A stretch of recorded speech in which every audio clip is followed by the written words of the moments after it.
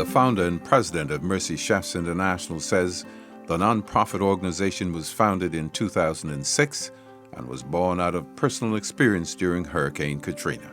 New Orleans was my hometown. It's where I learned the industry. It's where I first stood in the kitchen. And I was living in Virginia and I saw Katrina as it tore New Orleans apart. I lost a grandmother. My daughter lost the home. My friends and family were affected. I saw people standing on the bridges waiting to be rescued and recognized people that I had worked with for years in the industry. So I went down and I cooked with other organizations, and I got home and I got angry. There was no love, there was no passion, there was no professionalism, there was no creativity, there was no sanitation, no time and temperature controls. And I said, I believe there's a better way to feed people that have lost so much. And no one else wanted to do it the hard way. So Mercy Chefs was formed to serve high quality, handcrafted, chef-prepared meals to people that find themselves in a difficult spot. The mission and goal of Mercy Chefs is to feed those severely impacted during times of catastrophic disasters. Well, we founded in 2006, the year after Katrina. We've served in over 120 disasters. We've served in 27 states in the U.S. and 7 foreign countries. It took us 9.5 years to serve our first million meals. We served our second million meals in the last 3 years, and we think this next million may come in only a year and a half. LeBlanc said, as he watched the devastation unfold, there was no question that Mercy Chefs would be headed to the Bahamas. The images that I've seen on TV are horrific. They reminded me so much very quickly of what we saw after Hurricane Katrina and went right to my heart. We knew we were going to be in the Bahamas. We began making plans, even as the storm was over the island, to come in as soon as we could. We came in immediately with water filtration units. We have them up and running now. And these units make 300 gallons of water an hour out of any water source.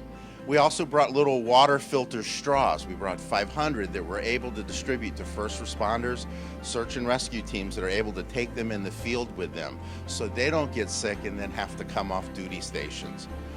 We've opened the kitchen here in Nassau, and we're supporting the evacuees that are in the shelters by feeding meals out of here. We're also working on a second site in Freeport. We may open another kitchen in Freeport within the week. Longer term, we're working on a ship-based kitchen, put one of our mobile kitchens on a ship, along with sleeping quarters, fuel, water, and 2 refrigerated trucks from one of the food suppliers in the U.S., and parking off of Abaco, where we can serve those people that are still on the island, but then so we can serve the family islands as well. Dave Terrazas, managing chef for Mercy Chefs, said he was impressed by the local volunteers. Well, let me tell you this is not the way I wanted to come to the Bahamas for the first time, and so it's a little bit of a surprise, but what I have found is what I expected: the warmest people, the most supportive people. We've been here 2 days, active service for about 2 days now, and we've had a crew that has come from basically the local populace, and together we have put out several hundred meals at this point. And it is just amazing to see people come together that quickly, fully understanding what's at stake here, and just going out and putting their best, you know. And then there's this incredible spirit going on. There's actually laughter in the kitchen, you know. And we know we're working really hard. The hours are long. The duty day really is very early to very late, and you don't hear any complaints. You know, you just kind of focus on what needs to happen. So it's just been an amazing experience all in all. Very humbling. Chef Lisa Saylor says every mission is unique, but people in need remain the same.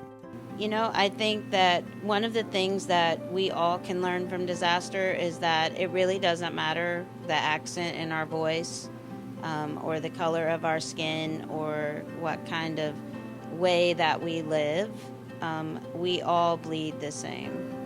And so when you come into a disaster like this, you see the same reaction from people, whether it be those who are not the victims and are so grateful that they come to volunteer and do what they can for their brother in harm's way, or whether it's the people that did unfortunately hit one of the worst days in their life.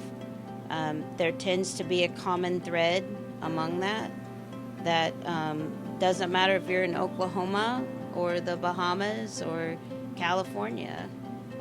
We see tragedy a lot in the same way, and people reach out in the same way. Since getting up and running on the ground here in the Bahamas, Mercy Chefs has produced and distributed hundreds of meals each day. Executive Director of the National Training Agency and pastor of Life Empowerment Church, Gadville McDonald, says he is excited about the work Mercy Chefs is doing in the Bahamas, and he is pleased with the role that the National Training Agency is able to serve within the rescue initiative. Well, here's the thing. Mercy Chef reached out to me via our Facebook page, Life Empowerment Church Facebook page. And one question, I literally discovered his heart, find out what his vision and purpose was. And he was on the flight basically the next day. We have here at the National Training Agency commercial kitchen. And so the right foot was fit was for Mercy Chef to be here in this kitchen. We have the facilities that they can literally access and do whatever they have to do right here at the National Training Agency. Beyond that, we have trainees who are involved in food and beverage training right now in the current cohort, and we find it necessary to connect them as volunteers over the next week or so. Some of them are going to be doing their internship with Mercy Chef, and so it's an automatic connection. But beyond that, we sit as a national training agency, as a government agency, right? And we have a responsibility to step up in the case of emergency. Head of the Bahamas Christian Council, Bishop Dalton Fernanda, says he was delighted at the opportunity for the Christian Council to partner with a global faith-based organization like Mercy Chefs, whose mandate is to serve more than just plates of food. We are delighted as the Christian Council to partner with faith-based organizations around the world. It gives the Bahamas an idea of what the church does worldwide. All that you heard about what Mercy Chefs do around the world is first promoting Jesus Christ. And then that humanity brings them to a place where they're feeding people all around the world. 800, 900 a day here in the Bahamas. Volunteering staff coming from the Bahamas, from our various communities. It shows what we can do when we partner with faith-based organizations around the world, and then engrafting our people of faith locally to be the hand of God and do what we're doing. So we're just glad as the Christian Council to be one of those entities that can work along with these organizations as they come to the Bahamas. The Mercy Chefs operation also includes a dedicated group of Bahamians. Well, what really made me want to be a part of this great organization is from the hurricane struck the island, I was looking for ways. I felt helpless, and I was really looking for ways that how can I give back.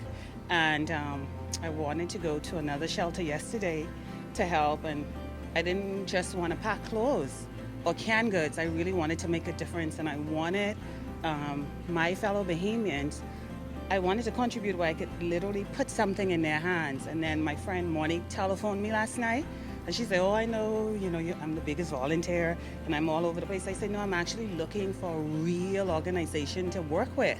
And she told me about Mercy Chef, and I came here straight away this morning. But as a Bahamian, to see Lisa and the crew come in, total strangers. Listen here, I know Dr. Miles always used to say the Bahamas is where God lives. To see strangers, the outpouring of love is just unbelievable, the international and local outpouring of love. And so I'm very proud. I'm proud to be a Bahamian, and we shall rise again like the phoenix from the ashes.